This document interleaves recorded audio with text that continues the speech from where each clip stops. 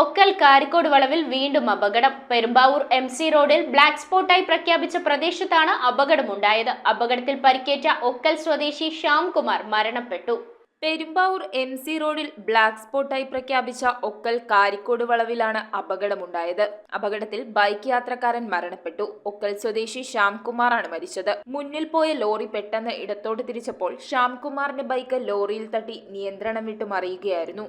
വീഴ്ചയുടെ ആഘാതത്തിൽ തല റോഡരികിലെ സ്ലാബിലടിച്ച് ഗുരുതരമായി പരിക്കേറ്റു. പെരുമ്പാവൂരിലെ സ്വകാര്യ ആശുപത്രിയിൽ എത്തിച്ചെങ്കിലും ജീവൻ രക്ഷിക്കാനായില്ല. 2018-ലുണ്ടായ അപകടത്തിൽ 5 പേർ അതിദാരുണമായി മരണമടഞ്ഞ സ്ഥലമാണ് കാരിക്കോട് വളവ്. പിന്നീട് ഇങ്ങോട്ട് ധാരാളം അപകടങ്ങളും അപകട മരണങ്ങളും ഇവിടെ സംഭവിച്ചിട്ടുണ്ട്. എന്നിട്ടും ശാസ്ത്രീയമായി യാതൊരിടപെടലും ഈ പ്രദേശത്ത് അധികാരികൾ നടത്തിയിട്ടില്ല എന്നാണ് ആക്ഷേപം. എത്രയും വേഗം ഈ പ്രദേശത്ത് അപകടമൊഴിവാക്കാനുള്ള നടപടികൾ അധികൃതർ സ്വീകരിക്കണമെന്ന് ഗ്രാമപഞ്ചായത്ത് വൈസ് പ്രസിഡന്റ് മിനി സാജൻ പറഞ്ഞു. കഴിഞ്ഞ കുറേ വർഷങ്ങളായിട്ട് നിരന്തരമായിട്ടുള്ള ആക്സിഡന്റുകളും അതിനെ തുടർന്നുള്ള മരണങ്ങളും നിത്യപതിവായിട്ടിരിക്കുകയാണ്. നമുക്ക് തോന്നുന്നു പല പ്രാവശ്യം നമ്മൾ ഈ ചാനലിലൂടെ തന്നെ പല പ്രാവശ്യം ഇതിനെതിരെ സംസാരിക്കുകയും ഉദ്യോഗസ്ഥരുടെ വീഴ്ച ചൂണ്ടിക്കാട്ടുകയും ചെയ്തിട്ടുള്ളതാണ്. റോഡ് സേഫ്റ്റിയെക്കുറിച്ചും റോഡ് സേഫ്റ്റി എടുക്കേണ്ട നടപടികളെക്കുറിച്ചും പലതവണ പഞ്ചായത്ത് തലത്തിൽ പോലും മീറ്റിങ്ങുകൾ നമ്മൾ അറേഞ്ച് ചെയ്തിട്ടുണ്ട്.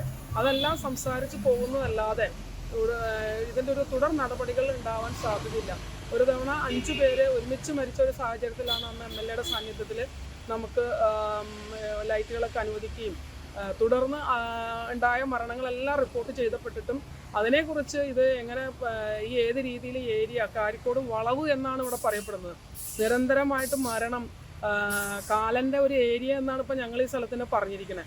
അപ്പോൾ ഈ ഏരിയയിൽ അധികൃതർ എത്രയും പെട്ടെന്ന് ഇതിൻ്റെ തുടർ നടപടികൾ എടുത്തില്ല. ഇനിയും ഒരുപാട് കുടുംബങ്ങളുടെ അത്താണികൾ ഇവിടെ റോഡിൽ ജീവൻ പൊലിഞ്ഞു പോകും. News bureau, Perumbavoor. Deepavali bonus വല്ലതും കിട്ടിയോ?